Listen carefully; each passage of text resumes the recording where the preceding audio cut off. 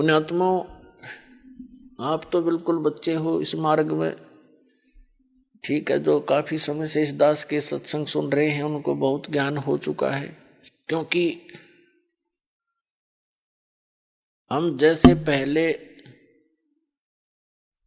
अन्य उपासना किया करता था, ये दास जैसे श्री राम, श्री कृष्ण, शंकर भगवान, विष्णु भगवान, हनुमान जी, बाबा श्याम जी, इनकी पूजाएं करते थे।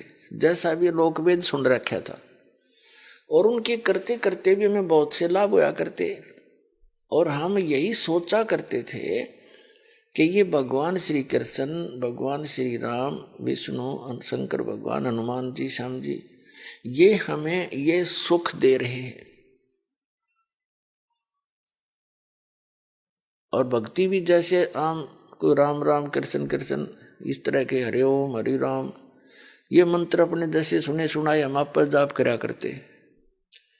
इन मंदिरों में जाते थे, गदगद होते थे भगवान के दर्शन करके, मूर्तियों के। और फिर भी हमें बहुत से लाभ होते थे, बहुत से संकट ऐसे टले हैं ना सोच भी नहीं सकते पहले भी। तो हम ये सोचा करते थे कि जो पूजाएं हम कर रहे हैं इनसे ही लाभ हो रहा है। अब इस परमात्मा की तत्व ज्ञान रूपी रोशनी में अब दिखाई दिया कि नहीं, वो हमारा केवल प्रारब्ध ही चल रहा था, और वो परमात्मा पूर्ण ब्रह्म कबीर साहब ही हमें सब कुछ कर रहा था, फिर भी वो साथ ही था हमारे। पुण्यात्माओं, एक मोटा सा उदाहरण है। कहते हैं सौ छल छिद्र मैं करूं अपने जन के काज।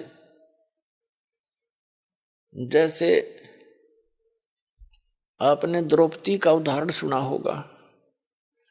आपने केवल इतना सुन रखा है कि द्रौपदी का चीर बढ़ा दिया श्री कृष्ण जी ने।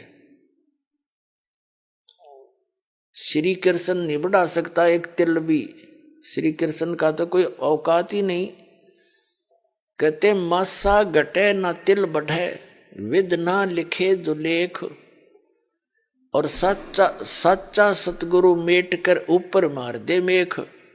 उदाहरण के लिए छोटा सा एग्जाम्पल है कि एक समय धर्मदास जी ने परमेश्वर कबीर जी से प्रसन्न किया कि हे परमात्मा, मैं तो श्री कृष्ण के ऊपर फिदा हूं, मैं उसका प्रशंसक हूं, उपासक हूं।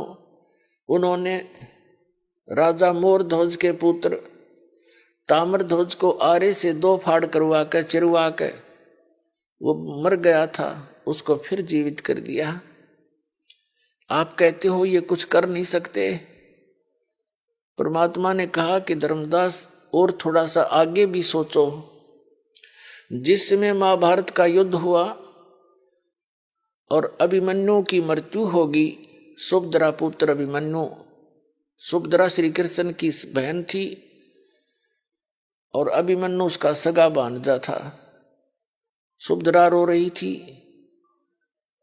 पांडवों का कुल नाश हो रहा था। श्री कृष्ण रो रहा था, और श्री कृष्ण अभिमन्यु को जीवित नहीं कर सका।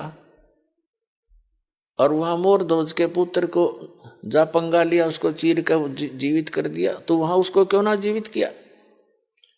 धर्मदास जी कहने लगे, भगवान आप ही बताओ, ये तो हमारे बुद्धि कभी काम ही नहीं करी ऐसी। तो परमात्मा ने कहा कि ये जैसे मोर ध्वज के पुत्र ताम्र ध्वज की आयु शेष थी, तो उसने उसको आप पे मार दिया और आप पे जीवित कर दिया, तो जादूगर करके दिखा देते हैं। लेकिन अभिमन्यु को क्यों नहीं जीवित कर सका? क्योंकि उसकी आयु शेष नहीं थी, ये एक श्वास भी नहीं बढ़ा सकते।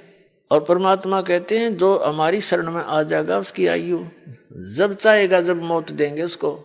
मौत क्या, उसको जीवन देंगे, सतलोक में वास करा देंगे। रहना चाहे जब तक यहाँ रहिए, भक्ति करिए, नियमित रहना। हम वो शक्ति है, कबीर साहब ने कहा धर्मदास को।